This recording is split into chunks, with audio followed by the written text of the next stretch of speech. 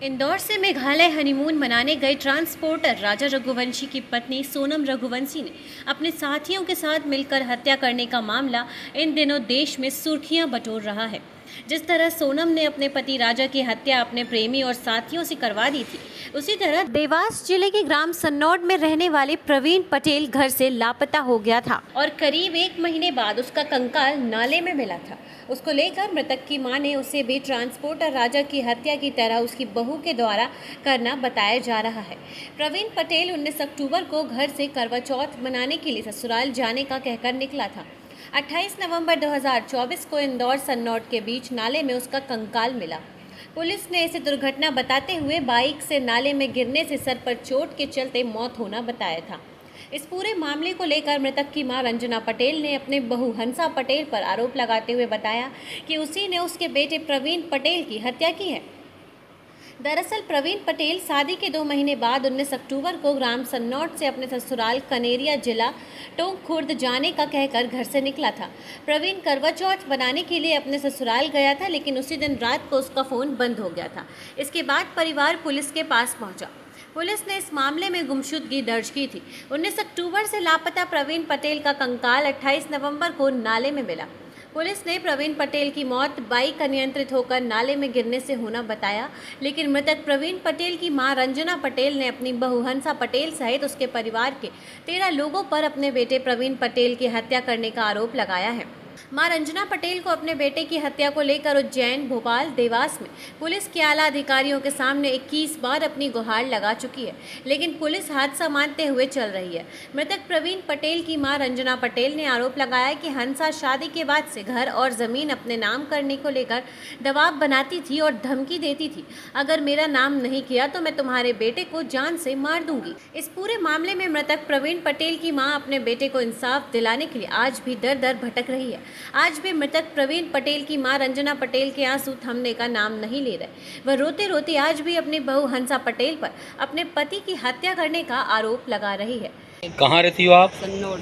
सन्नौड कहाँ पर है ये? देवास देवास। सोसाइटी का पीछे। क्या हुआ था? आपके बच्चे का नाम क्या है? प्रवीण पटेल है मेरे बच्चे का नाम। कितनी उम्र थी? 28 साल। अच्छा, क्या हुआ उसके साथ? उसका साथ में बहुत बुरी घटना हुई भैया। उसका साथ में हुई 19 अक्टूबर का दिन से लापता हो। 22-30 दिन में हमारा पुलिस द्वारा सूचना दी गई कि हड्डी मिली। वो ससुराल गए तो बोली कर बस बाद में हमारी हड्डी हाथ में दी पुलिस ने। कब ससुराल गया था? क्या बोल के गया था? पूरा विस्तार से बता। करने गए थे। फिर आपने क्या ढूंढा ढूंढी करी उसकी? गुमशुदा लिखी नहीं भैया, हम लिखाने गए। कहाँ थी उसकी ससुराल? कनेरिया। तो शादी कब हुई थी उसकी? शादी 21 में। कितने बच्चे उसके? एक बच्चा है 2 साल का। अच्छा, क्या बोल रही थी उसकी मिसेज? आपसे क्या बोली? मिसेज बोल रही घर नाम से करो, जमीन नाम से करो, तो नहीं करी तो यो हमारे बेटा की हत्या कर दी। अच्छा, आप कैसे बोल सकते हैं हत्या कर दी उसने? तो धमकी दी थी उसने। क्या धमकी दी थी कि बोले तू घर जमीन नाम से नहीं करी, हमारे घर से मतलब समाज सेवा द्वारा बहनन दी थी धमकी। अच्छा, कहाँ थी ये बहू आपकी? कनेरा गाँव। शादी करी थी धूमधाम से करी? कैसे करी? लेकर आया था समाज का सामने। अच्छा, क्या बोल रहे थे समाज वाले? समाज वाले तो बोला कि इनको जैसे आई उनका बोले मुझे अलग करो, तो समाज के सामने समाज वालों ने उनको अलग कर दिया। उसके बाद उसने 2 साल भर भी नहीं दी वो अलग। उसके बाद में घर का ताला तोड़ा, घर में घुसी, हमें निकाल दिया, 3 साल से बाहर थी। उसके बाद में बेटे को भी बहुत परेशान किया। बेटे को आए दिन पुलिस थाना भेजती थी, आए दिन पुलिस थाना। बेटा भी बहुत परेशान हो गया था, सेल फास खाने के लिए तैयार हो गया था। बोलो कि मम्मी इसको उसके घर पहुँचा दो, उसको जो चाहिए वो कोर्ट द्वारा ले लेना। बस 2 महीने बाद तो मेरे बेटे का उसने हत्या करवाई। क्या लगता है आपकी बेटी हत्या हुई है? हाँ, मेरा मर्डर हुआ है। किसने करा ये मेरी बहू और उसके साथी और ने सबने मिलकर। पुलिस क्या बोल रही है इस मामले को लेकर? पुलिस तो बोल रही कि एक्सीडेंट हो गया इसका और मर गया। यहाँ लगी और एक्सीडेंट हो गया, मर गया। कहाँ मिला था बच्चे का शव आपको? हमारे रोड है इंदौर सन्नौर के बीच में, तीनों के पास ढाबा है, उसके खेत का नाला है, वहाँ मिला। क्या क्या मिला वहाँ पे? वहाँ पे शुरुआत में फ़ोन मोबाइल मिला। उसके 5 दिन बाद उसकी हड्डी सूचना दी गई। पुलिस ने हमें सूचना दी कि आप कंकाल मिला है यहाँ पे।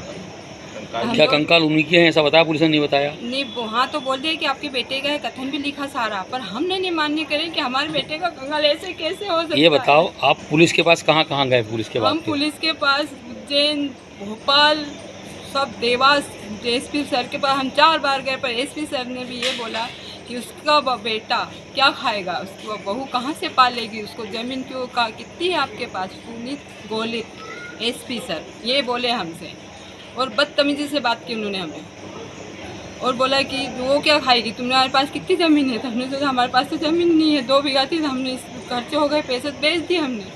किसके पास है वो पैसे, कहाँ है वो पैसे, और तुम कहाँ रहते हो, बेटे के पास रहते हो। मेरी बेटी पर इल्ज़ाम लगा दिया उन्होंने, मेरे पति पर इल्ज़ाम लगाता है मयंक वर्मा सर की, बोले तुमने तुम्हारे बेटे को मारा है। मयंक वर्मा ने हमारा सारा केस बिगाड़ दिया, सारा केस। ये बताएं, आपको बहू ने आपसे क्या बोला था और क्या शक लग रहा है बहू आपको? ने ये बोला कि अगर तू घर जमीन नाम से नहीं करेगी तो हम किसी को तुम्हें मार देंगे। मेरे पति का आए दिन छेड़खानी में लिखा। किसके सामने बोला था ऐसा? ये सबके सामने बाहर बोली थी, समाज के सामने हमें बोली थी। वो हमें मेरे मुंह पे बार बार धमकी देती, मेरे बेटे को भी बार कहाँ बार। है भी आपकी बहू? गाँव है उसके पियर में, कहाँ है उसका पियर? टोक एक कनेरिया गाँव है। क्या नाम उसका? हंसा।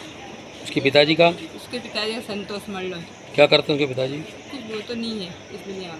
भाई उसके? भाई है ना नितेश क्या करता है? मल्लो है, वो भी कुछ नहीं करता। काम करता है कंपनी में। उसकी आपको बहन ने लगता है बोला- आपके लड़के का जो कंकाल मिला हत्या करी है हाँ, और आपकी बहू ने करी है? हाँ वो तो मैं खुले कहती हूँ ना, क्योंकि फ़ोन फुटा हुआ मिला चौकी पे। मयंक वर्मा ने हमें फोड़ के बताया, जहाँ स्पॉट पे मिला फ़ोन अच्छा था। दिनांक 28/11/24 को डबल चौकी क्षेत्र के अंदर एक नाला है, नाले में एक लाश मिली थी। इसकी सूचना डायल 100 पर प्राप्त हुई। पुलिस मौके पर पहुंची तो वहाँ पे केवल उसकी अस्थि मात्र थी, कंकाल मात्र शेष था। तो उसको निकलवा के और उसको परीक्षण के लिए भेजा गया, पीएम कराया गया। डॉक्टर द्वारा स्पष्ट था उसमें एक्सीडेंटल